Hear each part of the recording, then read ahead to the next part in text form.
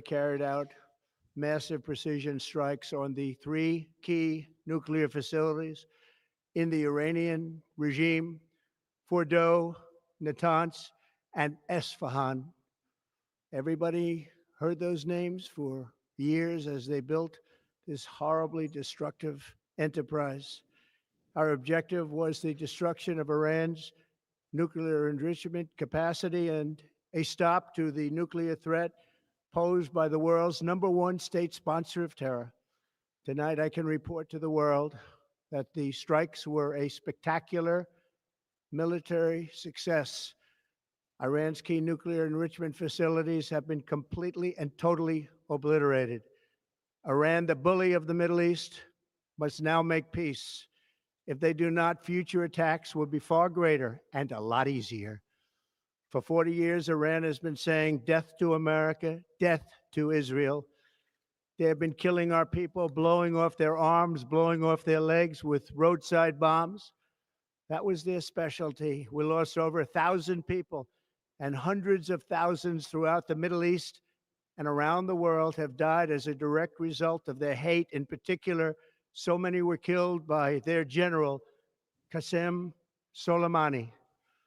I decided a long time ago that I would not let this happen. It will not continue. I want to thank and congratulate Prime Minister Bibi Netanyahu. We worked as a team like perhaps no team has ever worked before. And we've gone a long way to erasing this horrible threat to Israel. I want to thank the Israeli military for the wonderful job they've done. And most importantly, I want to congratulate the great American patriots who flew those magnificent machines tonight, and all of the United States military on an operation the likes of which the world has not seen in many, many decades. Hopefully, we will no longer need their services in this capacity. I hope that's so. I also want to congratulate the chairman of the Joint Chiefs of Staff, General Dan Raisin Kane, spectacular general, and all of the brilliant military minds involved in this attack.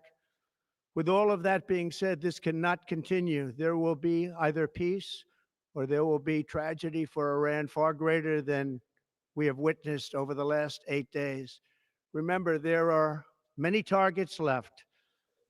Tonight's was the most difficult of them all, by far, and perhaps the most lethal.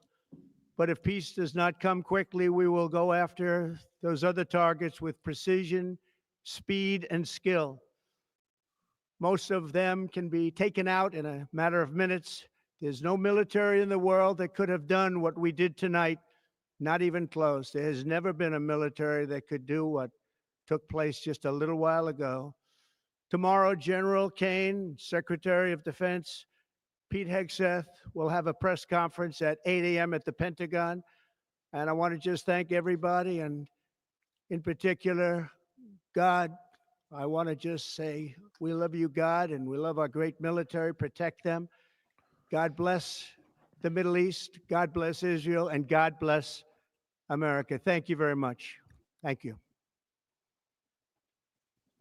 Absolutely wild. That basically sounds like a declaration of war. Basically, that's basically what that sounds like, because Iran's almost certainly going to respond. I think it's almost a certainty at this point. Yeah, we're so that's you heard it, ladies and gentlemen.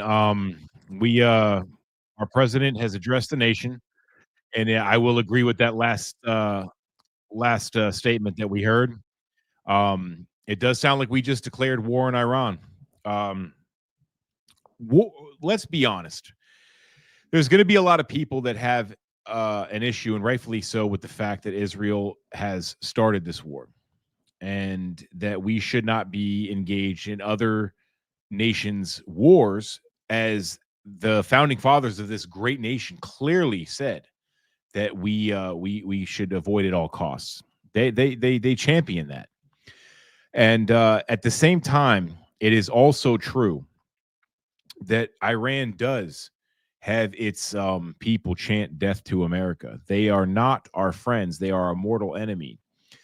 I want to make a distinction, as we always should going forward, that there is a difference between Iranian government and Iranian people. A lot of people forget and or do not know that just back in the 70s, the Iranian people were were very modernized. They had Louis Vuitton bags. They liked disco music. They had nightclubs, and the women didn't dress in freaking head to toe Durka burkas. Okay, they were modernized, and then this regime took over, and these people never saw the light of day again when it came to liberty and freedom. They are a hungry people. There are men and women that remembered those times. They, unlike the liberal left here in the United States, are truly oppressed by an oppressive government. We should not forget this. And if there is an opportunity, if this opportunity just presented itself, where America, with the long hope of Israel, can go and end and decapitate this evil entity that does wish Israel and America harm, then I think that should be taken. However, I hope and pray that we do not see an escalation for American involvement at this point. But I guess I would kind of have to be naive if I said that I didn't think it was coming. Israel should be able to clean up any retaliation and mess that is brought back, because Iran is going to retaliate. But I don't think that that's going to happen. And I am concerned. I do not want to see America dragged in any further. If left unchecked, Iran would be a problem for us in the future. I really hope that the Iranian people at this point, that there's some kind of strategic plan in place to assist the Iranian people in an uprising, that they are able to take back the control of their country and give the people of Iran freedom and liberty, which is, we know here in America, to be one of God's gifts and rights given to us, the human people. And here in America, I thank God and the Lord that we celebrate that gift that God gave us. But we're slowly losing it. But hopefully the Democrats will not be back in control again. But I will agree with Reno, who just made a comment right now that this is not our war. And Reno is right.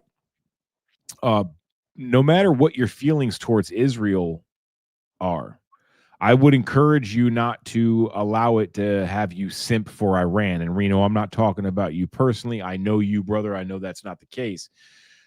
But Iran and its government do not mean our country any good in this world. And I hope and pray that this is a simplistic opportunity, as complex and convoluted as it may be, that that we took these strikes, and the Iranian people will rise up and take their country back. We have seen them make attempts before, so this isn't some illusion that I'm creating that is not possible. It is possible. But I think we, the people, should be concerned. We should be concerned for us being dragged into another country's war. I don't think any of us really got over the trauma the Iraq debacle got us in under the George Bush and Cheney administration, sponsored by Halliburton. We seen the bullshit, that the blatant lies of weapons of mass destruction, and then throwing the chemical weapons that they found, even though we gave those chemical weapons to Saddam to go to war with Iran. So that was pretty bogus, to say the least. And I think a lot of us are still remembering that, and we do not want to get our feet back into another war. And that's where I'm at, and I know a lot of my fellow citizens agree with me. So yeah, it's a double-edged sword, to say the least. But it's something that is now escalated. It is clearly escalated. Iran, Enrique and I we went live when Israel went ahead and did their thing. And we made some predictions, and the next day they came true. We did not think Iran was going to waste any time with any type of retaliation, in which they did not that very morning, which was not their normal behavior when it came to these kind of things. They like to wait to nightfall. They sent some things back. I then thought, and I then heard other people say it, but I don't think this is some kind of genius thing on my end. To me, this was extremely obvious, and people that are very knowledgeable and educated far beyond me, which is pretty much everyone on the planet, um, they tended to agree that Iran was going to stress out the Iron Dome defense system. They were going to send a bunch of these little easy to hit missiles in mass over there to overwhelm their Iron Dome, get them to spend that money on throwing those missiles down. And that's exactly what they did. The last report earlier today is the Israeli Iron Dome defense system is running out of ammunition to do its job, which is defend. So I would imagine Iran knows this and is going to really amplify any minute now these attacks or retaliatorial strikes against Israel. And we have seen some movement of our military in the region. There are some naval units and brigades that have been realigned and re-strategized and relocated in the region. And anytime if you move pieces around a board, an attack is imminent. So we have to read the writing on the wall. It's there. It's not good.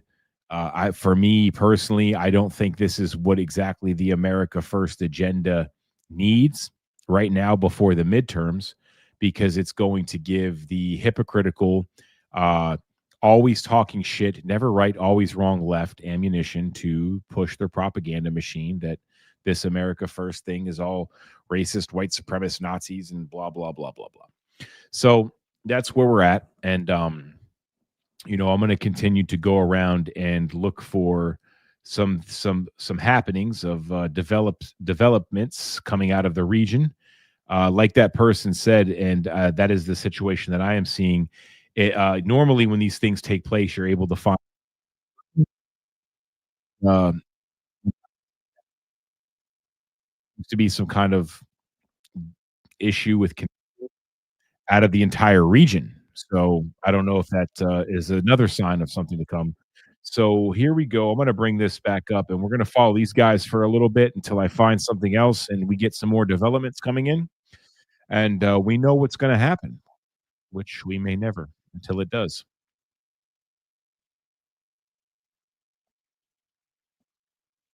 in scope. And I could almost say that they were all nearly designed as a provocative action, although they did achieve their objectives outright. The Fordow and Natanz and Isfahan facilities were completely destroyed. The Iranians are, of course, going to be enraged as a result of this. But right now, that is the limit of U.S. actions right now. We cannot confirm any other U.S. military actions that are currently happening in the area, at least at the moment.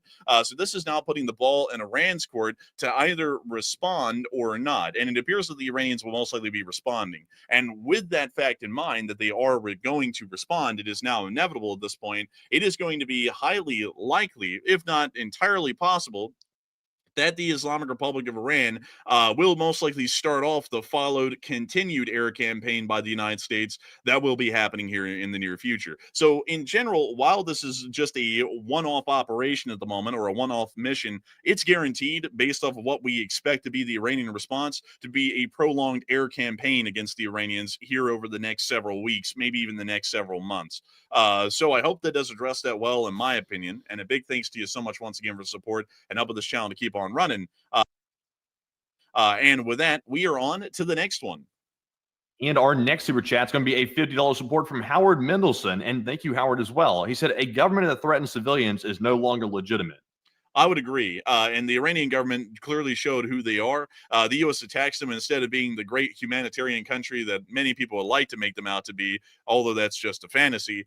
They make it quite clear that they're out for blood no matter who it is. As long as they look American, you're a target, which means that all the folks here on the channel right now are a target. Whether you think we did the right thing or not, you're now a target of the Iranians. Generally, I consider that country to be an enemy of the United States. And so with that, a big thanks to you once again. I hope that does address that incredibly well. And with that, we are on to the next one. All right. And our next one here is going to be. All right. So I found another cam. We're going to just random shots of Iran right now. The sun has officially come up over in that region.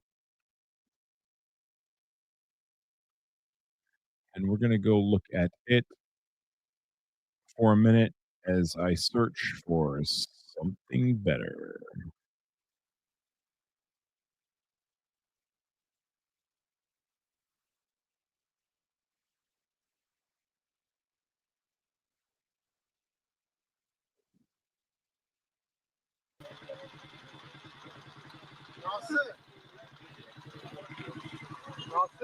So they're waking up, assessing the damage.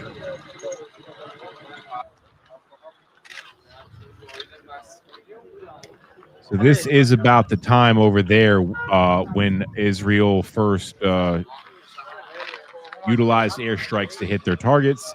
About when Iran did retaliate back. They waited right till the sun was come up and they sent a barrage of missiles into Tel Aviv. The rest is history. But I mean, you're looking at a very desperate Iran right now. So they might need to they might panic, and that's when people are dangerous.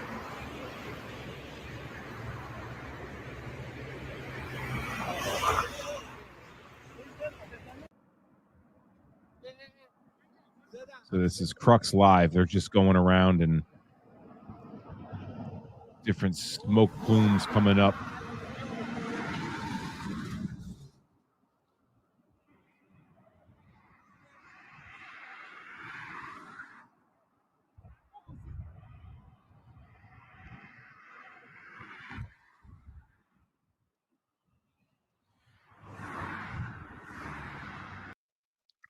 All right, ladies and gentlemen. Well, we know what's happening. We see what's going on, and it doesn't look good.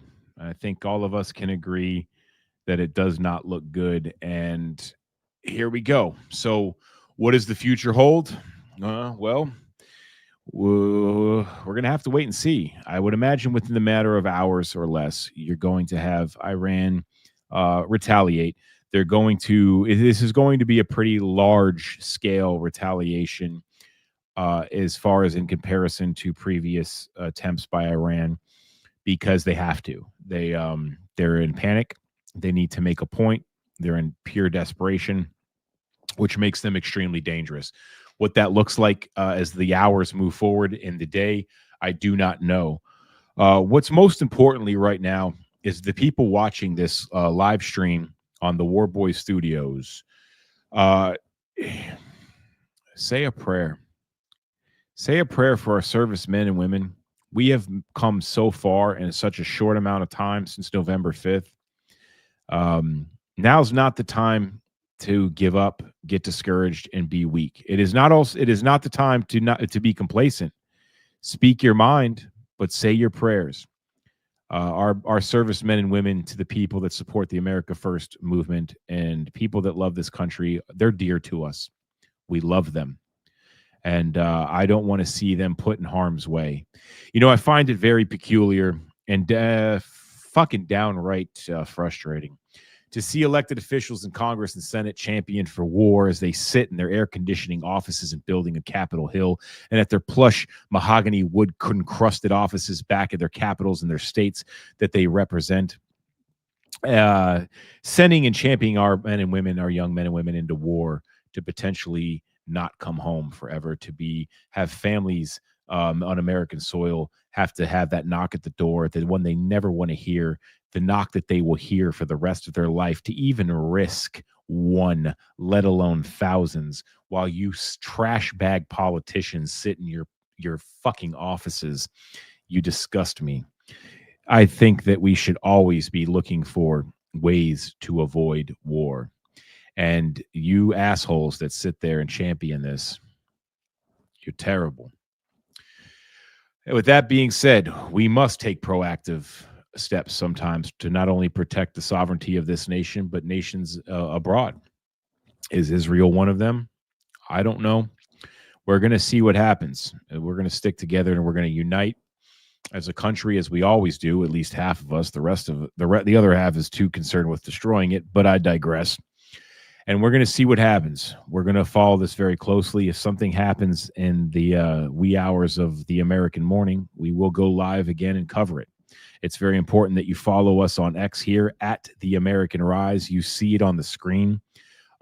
We are a new show, an underground project going forward on the new War Boy Studios, owned and hosted by Enrique Tario. It would be nice to give them a follow as well. Some of us never know when we're going to go live. We're going to go with breaking stories and bring them to you the best we can, because mainstream media is trash. And it's up to we, the people, that usurp and take back the airwaves of truth and knowledge and be responsible of what we consume.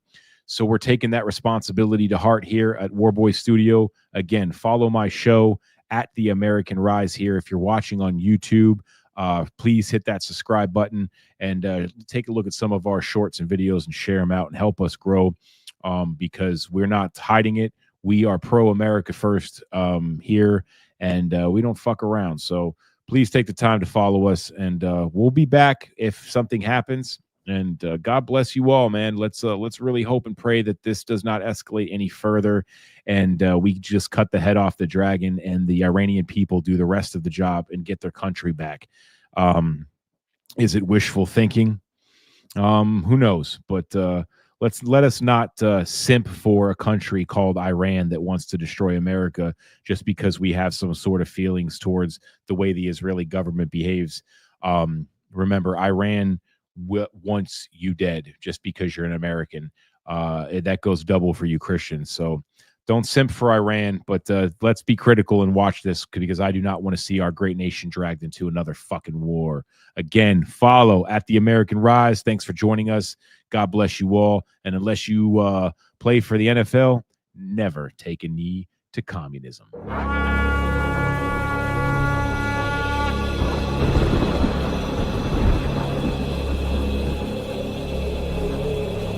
We will get through the uncertainty of a new administration in Washington.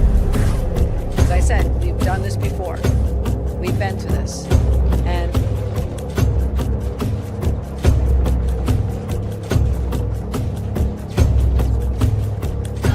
isn't necessarily the best place to start. In fact, I think our reverence for the truth might have become a bit of a distraction that is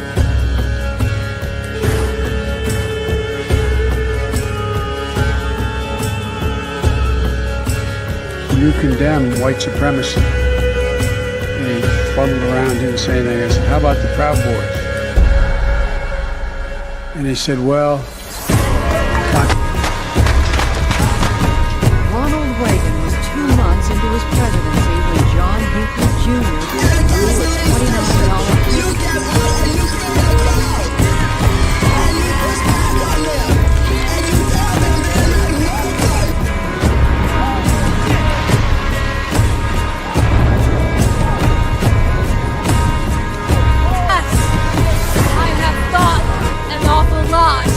about blowing up the White House. If you want to really see something that said, take a look what happened